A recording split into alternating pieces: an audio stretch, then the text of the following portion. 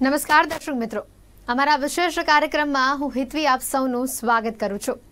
આજે તમારી સમક્ષ એવા રસપ્રદ વિષય સાથે રજૂ થયા છે કે જે જાણીને તમને પણ નવાઈ લાગશે અને સાથે કેટલાક પરિણામોની જાણ અને તેની અસરની પણ જાણ થશે। તો ચાલો આજે વર્લ્ડ વાઇડ બદલાતા સમીકરણો પર જરા ઊંડાણપૂર્વક વાત કરીએ।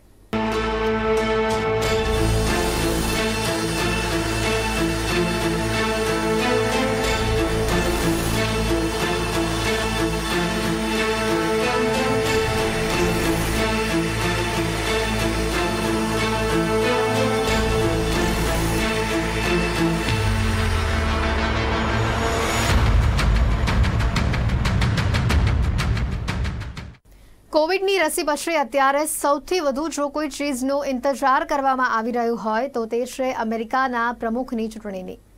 તે વિશ્વની રાજનીતિનું એપિસેન્ટર છે। યુએસએમાં કોણ ચૂંટાશે તેના આધારે જ આગામી 4 વર્ષના વર્લ્ડ પોલિટિક્સની દશા અને દિશા નક્કી થશે। દરેક દેશ અમેરિકાની ચૂંટણીને પોતાની દ્રષ્ટિથી જોતો અને મૂલવતો હોય છે, તો આપણે કેમ બાકાત રહીએ? ડોનાલ્ડ ટ્રમ્પ અને માઇક પેન્સની જોડી વિજેતા બનશે તો છેલ્લા 4 વર્ષમાં જે જોવા મળ્યું છે તેની જ બીજી સિઝન રિલીઝ થવાની છે। તમે તેનું ટુ બી કન્ટિન્યુડ પણ કહી શકો, પરંતુ જો બ્રિટેન અને કમલા હેરિસની જોડી સત્તામાં આવી તો શું? આ વિષય પર મસ્તિષ્ક મંથન કરવાની લાલસા રોકી શકાય એમ નથી।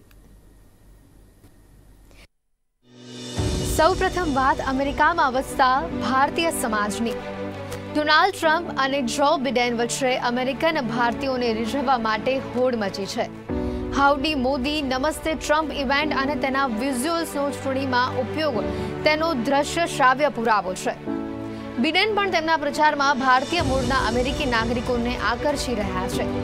મોદી સાહેબ હ્યુસ્ટન ગયા ત્યારે ભલે અબ કે બાર ટ્રમ્પ સરકાર કહી આવ્યા હોય, કિંતુ સમજદાર એવો ભારતીય મૂળનો અમેરિકન ટ્રમ્પને મત આપવાનો નથી અને ન જ આપવો જોઈએ। ટ્રમ્પના ભારત સાથેના સંબંધો એક હાથ દે એક હાથ લે જેવા પ્રોફેશનલ રહ્યા છે, તો અમેરિકામાં વસતા ભારતીયો પ્રત્યે તથા અમેરિકામાં કામ કરતા ભારતીયો પ્રત્યે તેઓની નીતિ ભેદભાવ ભરી રહી છે। તેની સામે બિડેન સહિષ્ણુ છે, તેમનો પક્ષ ડેમોક્રેટ સહિષ્ણુ છે। અમેરિકામાં વસતા ભારતીય મૂળના કમલા હેરિસને ઉપપ્રમુખ પદના ઉમેદવાર જાહેર કરીને તેમણે પોતાની સહિષ્ણુતા અને ઉદારતાનું ઓબામા બ્રાન્ડ પ્રૂફ પુનઃ એક વખત આપી દીધું। ઓબામાના રાષ્ટ્રપતિ બનવા પછી અમેરિકાના એક સમુદાયના મનમાં શૂળ ઉપડેલું। જેમ જેમ સમય વીતતો ગયો તેમ તેમ આવા અસંતોષીઓ, આવા પીડિતો વધતા ગયા અને જન્મ થયો ડોનાલ્ડ ટ્રમ્પ। ટ્રમ્પનું સત્તામાં આવવું એ અમેરિકામાં ફરીથી માથું ઊંચકનાર શ્વેત શ્રેષ્ઠતાવાદની જ જીત હતી। શ્વેત શ્રેષ્ઠતાવાદી, વ્હાઇટ સુપ્રિમસિસ્ટ એટલે એવા જ લોકો એમ માને છે કે ગોરી ચામડીવાળા લોકો દુનિયામાં સૌથી શ્રેષ્ઠ છે, સૌથી ઊંચા છે। ટ્રમ્પ આ લોકોનું પ્રતિનિધિત્વ કરતા રહ્યા છે। પહેલા લાગતું હતું કે તેઓ અમેરિકાના બિઝનેસમેનનો પ્રતિનિધિ છે, હવે એ ધારણા પણ ખોટી પડી ચૂકી છે, કેમ કે તેમણે લીધેલા નિર્ણય અમેરિકામાં વેપારનો વિકાસ કરવાના બદલે હવનમાં હાડકા રૂપ સિદ્ધ થયા છે। એક બે ખોટા નિર્ણયો કોઈ પણ રાજનેતા લઈ શકે। ટ્રમ્પે એક ધારા અને અવિરત ખોટા નિર્ણયો લીધા। ટ્રાન્સ પેસિફિક પાર્ટનરશિપ તોડી નાખી, પેરિસ કરારમાંથી ફગી ગયા, નાટોના સાથે દેશોને ઉચકાવ્યા, ઉત્તર કોરિયા અને રશિયા સાથેના સંબંધો સુધારવાની કોશિશ કરી, યુનાઇટેડ નેશન્સ અને વર્લ્ડ ટ્રેડ ઓર્ગેનાઇઝેશનની મજાક ઉડાવી, ચીન સાથે ટ્રેડ વોર છેડ્યું, ઈરાન સાથેનો પરમાણુ કરાર તોડી નાખ્યો, ક્યુબા સાથેના સુધારેલા સંબંધો પાછા બગાડ્યા। ન કરવાના બધા જ ઊંધા કામ કર્યા। આ બધા નિર્ણયોની તાસીર ટેકનિકલ હોવાથી હજી બધાને સમજ પડે નહીં, પરંતુ કોરોનાને નાથવામાં તેમણે જે પંગુતા દર્શાવી તેનાથી આખી દુનિયામાં મહાસત્તાની મૂછ નીચી થઈ ગઈ। ભારે ફજેતો થયો। અમેરિકાના નાગરિકો કમસે કમ આ મુદ્દે ટ્રમ્પથી ભયંકર નારાજ છે। કોવિડ બાદ જે નોકરીઓ ગઈ છે, જે મંદી આવી છે, તેનાથી ખીજાયેલા છે। ટ્રમ્પ માત્ર રાષ્ટ્રવાદી અને નસ્લવાદી ભાવનાના જોરે પ્રમુખ બનેલા। આ સિવાય પ્રમુખ બનવાની તેમનામાં બીજી કોઈ આવડત ન હતી અને એ પુરવાર પણ થઈ ગયું તેમની વહીવટી અણઆવડતથી। સાબિત થઈ ગયું કે આવડતવાળા હોવું અને આવડતવાળા દેખાવાનો પ્રયત્ન કરવો તે બંનેમાં ઘણો જ અંતર છે। ટ્રમ્પ માત્ર રાષ્ટ્રવાદી અને નક્સલવાદી ભાવનાના જોડે પ્રમુખ બનેલા. એ સિવાય પ્રમુખ બનવાની તેમનામાં બીજી કોઈ આવડત ન હતી અને એ પુરવાર પણ થઈ ગયું. તેમને વહીવટી અણઆવડતથી સાબિત થયું અને આવડતવાળા હોવું એ આવડતવાળા દેખાવાનો પ્રયત્ન કરવો એ બંનેમાં ઘણું અંતર છે. જો કોરોના આવ્યું ન હોત તો હજી પણ ટ્રમ્પ સત્તારૂઢ થાત, કેમ કે અમેરિકામાં ઇમિગ્રન્ટ્સ પ્લસ વિદેશી મૂળના અમેરિકી પ્રત્યેનો દ્વેષ પ્રતિનિધિત્વ વધતો જાય છે અને તેનો ફાયદો ટ્રમ્પને મળ્યો છે. શ્વેત ચામડીવાળા શ્રેષ્ઠ અને બીજા કનિષ્ઠની ભાવના પણ વધતી જતી હોવાથી તેનો ફાયદો પણ ટ્રમ્પને મળ્યો છે. પરંતુ કોરોનાએ તેની રાજકીય અણઆવડત છતી કરી દેતા હવે તેઓના ફેંકાઈ જવાની અને બિડેન હેરિસ બેલિડીની ચૂંટાઈ જવાની સંભાવના વધી ગઈ છે.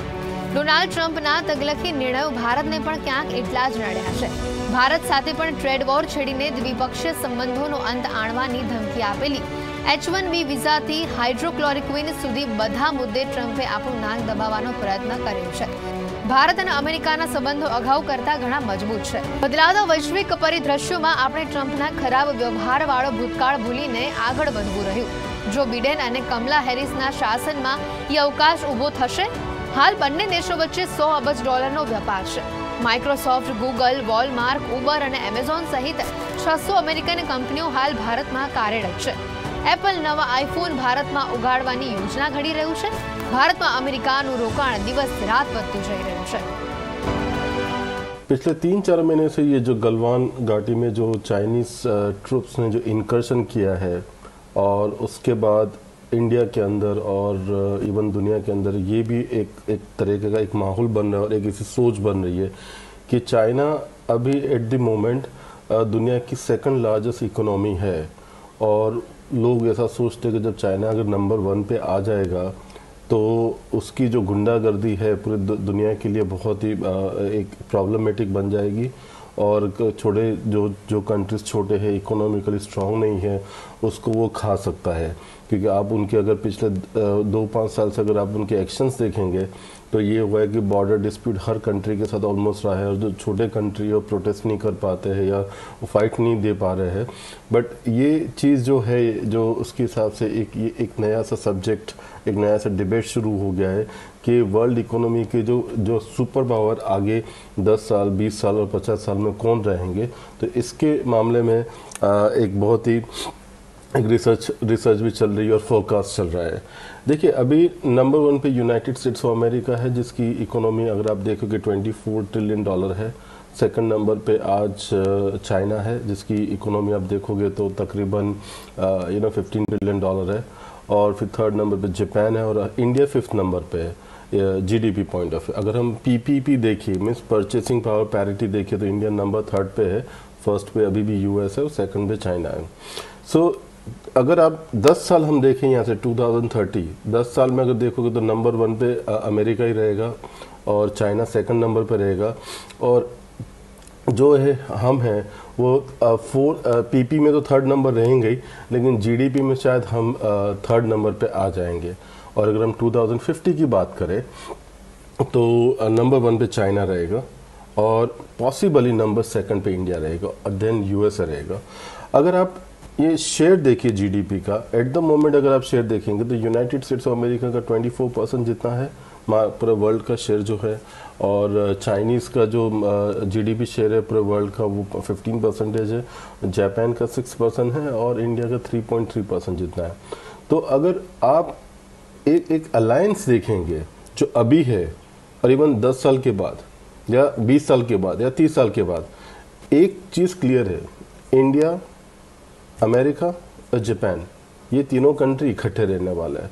और उसका रीज़न सिर्फ चाइना भी नहीं हिस्टोरिकल भी रहेगा थोड़ा सा क्योंकि ये तीनों कंट्री का अभी जो प्रोग्रेस हो रहा है अलाइनमेंट है वो एक दूसरे के लिए फेवरेबल है. प्लस अब इस पूरी दुनिया के अगेंस्ट में चाइना जा रहा है तो इससे क्या होगा कि यूनाइटेड स्टेट्स ऑफ अमेरिका और इंडिया और ये जापान अगर 3 कंट्री मिलके अगर रहते ही है जो रहेंगे मैं बहुत कॉन्फिडेंट हूँ तो उसके हिसाब से तब भी फ्यूचर में भी 2030 होगा या 2050 होगा तो ये तकरीबन वर्ल्ड जीडीपी का 35% जितना शेयर हो जाएगा तीनों कंट्री का. तो तब भी क्या है कि सुपर पावर रहेंगे और इकोनॉमी के हिसाब से आप देखो कि परचेसिंग पावर अच्छा रहेगा तीन कंट्री का। तो चाइना के जो भी ये मंसूबे हैं कि दूसरे कंट्री को धमका के डरा के उसकी जो लैंड हड़प कर लेना या बॉर्डर में वो सलामी स्लाइसिंग बोलते हैं थोड़ा थोड़ा आगे बढ़ना, तो ये वो उसके जो मंसूबे हैं जो उसके सपने पूरे कभी होने वाले नहीं हैं। तो ये हमें इसकी ज़्यादा चिंता नहीं करनी चाहिए। और एक दूसरी चीज़ मैं आपको बताऊं, देखिए ऐसे भी कोई फाइनेंशियली अगर कोई सुपर पावर भी बन जाता है इसका मतलब ये नहीं कि पूरे वर्ल्ड का सुपर पावर बन सकता है। देखिए आज रशिया है, रशिया की हालत पहले जैसी नहीं रही है इकोनॉमी पॉइंट ऑफ व्यू, लेकिन आज रशिया जैसे कंट्री को कोई कुछ कर भी नहीं सकता, क्योंकि एक मिलिट्री पावर एक अलग चीज़ होती है और फाइनेंशियल पावर जो होता है जिस वो एक अलग चीज़ होती है।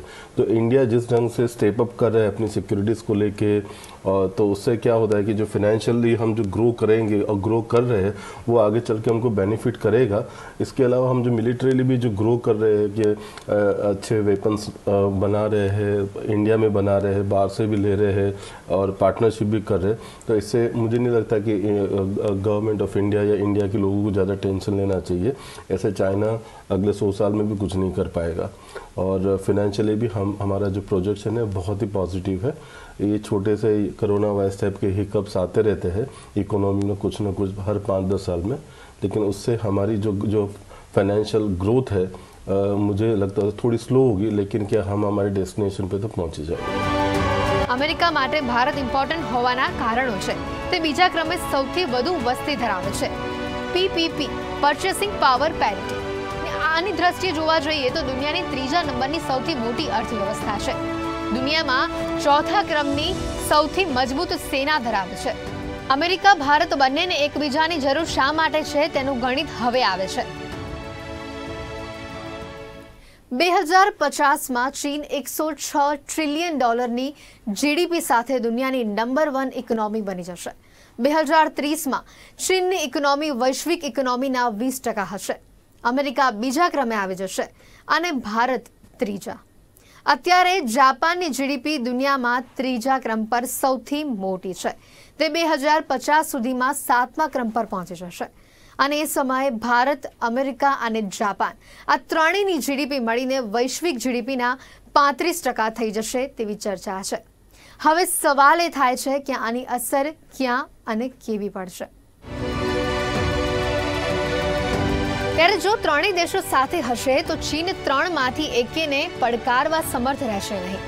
બિડન હેરિસ દૂરંદેશીવાળા નેતા છે, તેઓ આખું ગણિત સમજે છે, એટલે જ બેશક તેઓની સરકાર આવવાથી વિશ્વ રાજનીતિમાં આપણા હિતો મજબૂત બનવાની પ્રોસેસ વધારે સરળ, વધારે સહજ બનશે તેવી આશા છે। ટ્રમ્પ ઈરાન સાથે સંબંધો બગાડતા આપણે સુધારેલા સંબંધો બગાડવા પડ્યા અને તેનો ફાયદો ચીન ઉઠાવી ગયું। ટ્રમ્પની ખાબોચિયા માનુક દ્રષ્ટિના કારણે વિશ્વ રાજનીતિમાં આપણું એટલું ઉપજી રહ્યું નથી જેટલું આપણું સામર્થ્ય છે। બિડન અને હેરિસના આવવાથી એ ઉપક્રમ તૂટશે એવું લાગી રહ્યું છે। ભારત અને અમેરિકા વચ્ચે ઘણી સમાનતા છે। ભારત અંગ્રેજોની ગુલામીમાંથી મુક્ત થયેલો દેશ છે અને અમેરિકા પણ। ભારત લોકતાંત્રિક છે અને અમેરિકા પણ। ભારત મુક્ત બજારવાદમાં માને છે અને અમેરિકા પણ। ભારત મલ્ટીકલ્ચર છે અને અમેરિકા પણ। ઘણી બધી બાબતો એવી છે કે જેમાં ભારત અને અમેરિકા એકબીજાના પૂરક બન્યા છે।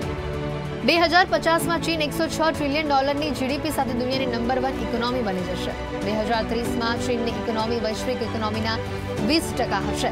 તો હવે જાપાન, ભારત અને અમેરિકા આ ત્રણેય ભેગા મળીને જ્યારે વર્લ્ડ ઇકોનોમીના 35%નો હિસ્સો ધરાવે છે ત્યારે આવનારું ભવિષ્ય કેવું હશે એ તો સમય જ દેખાડશે। इंडिया, चाइना, जापान, USA आ 4 देशना नामों જ્યારે આપણે લઈએ તો જાણે દુનિયાની એક ચેસની ગેમ ના 4 કિંગપિન્સ હોય એવો એક આભાસ થાય। ચીન એણે ભલભલા દેશોને હંફાવવાનો એક પ્રયત્ન કર્યો છે,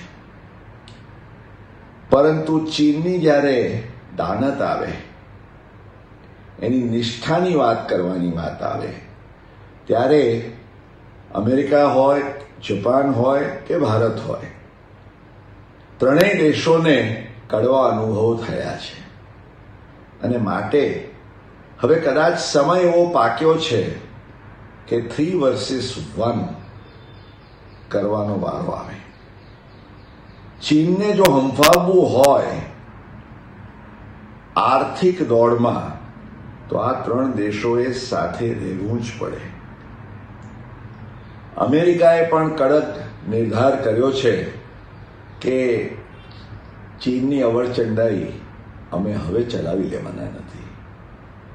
જાપાને તો એટલે સુધી કે જાપાનીઝ કંપનીઓને હાકલ કરી કે તમે ચીનમાંથી નીકળીને બીજે ક્યાંય સ્થાયી થવા માંગતા હો તો અમે તમને સબસિડીનો સપોર્ટ આપીશું. ભારતે પણ વડાપ્રધાન શ્રી નરેન્દ્ર મોદીએ જ્યારે મેક ઇન ઇન્ડિયાની હાકલ કરી ત્યારે એમનું લક્ષ્યાંક ચીનને આર્થિક દોડમાં ચોક્કસ હંફાવવાનું હતું. આજે તમે જો વૈશ્વિક સંદર્ભમાં વાત કરો તો જીડીપી નું પહેલું સ્થાન અમેરિકા 24%, ચીન બીજા નંબરે 15%, જપાનના 6% અને ભારતનો ક્રમ એક વચ્ચે જર્મનીને 4.5% છોડીને 3.25%. એટલે બીજા શબ્દોમાં કહીએ તો જો અમેરિકા, જાપાન અને ભારત ત્રણ ભેગા થાય તો દુનિયાનો 1/3 જીડીપી આર્થિક મહાસત્તા સમો આ ત્રણની જે ટ્રાયોની શક્તિ છે તે પુરવાર થાય. ભારતને પણ અત્યારે $3 ટ્રિલિયન ની નજીક આપણે છીએ. બીજા 5 વર્ષમાં 3.5 ટ્રિલિયન અને 2030માં આપણું લક્ષ્યાંક છે કે $10 ટ્રિલિયન નું અર્થતંત્ર ભારત બની જાય. અને ભારત અને જાપાન એ બંને એકબીજાના એટલા નિકટના મિત્રો રહ્યા છે કે સામ્ય જો બંનેની વચ્ચે ગણીએ in terms of ideology, in terms of culture, in terms of their love for peace, તો આ બંને દેશોમાં અનેક સમાનતાઓ છે. અમેરિકા સાથે બંનેને બને છે અને અમેરિકાને સાથે રાખીને, કારણ કે અમેરિકામાં એ મસલ પાવર છે કે ચીનને એ જો લાલ આંખ કરે, ત્રીજું નેત્ર ખોલવાની વાત કરે તો ચીને પણ વિચાર કરવો પડે. તો જો 2030ની વાત કરીએ અને એનાથી આગળ જઈને 2040 અને 50ની વાત કરીએ તો ભારત હરણફાળ ભરી શકે છે આર્થિક પ્રગતિમાં અને જીડીપીના લક્ષ્યાંકને સિદ્ધ કરવામાં. જરૂર છે એક સ્ટ્રેટેજિક પાર્ટનરશિપની. એક તરફ અમેરિકા અને બીજી તરફ જાપાનને પડખે રાખીને જો ભારત ચીનની લુચ્ચાઈ અને ચીનની અવરચંડાઈને પહોંચી વળવાનો નિર્ધાર કરે તો મને લાગે છે કે એ સમય દૂર નથી કે જ્યારે ભારતના અર્થતંત્રનું એક અનેરું મધ્યાહન સૂર્ય ચમકે, પ્રકાશે with a new light and luster. ટ્રમ્પના શાસનમાં અમેરિકાના પૂરક બનવામાં આપણે ઘણું બધું ઘુસાડવું પડશે. બિડેન અને હેરિસની રાજકીય સમજ વધારે ગહન અને ઉદારવાદી હોવાથી ભારતને તેમના આવવાથી આ ઘસાવો ઉજળા થવા રૂપે ઉગી નીકળશે તેવો આશાવાદ ખોટો નહીં નીવડે.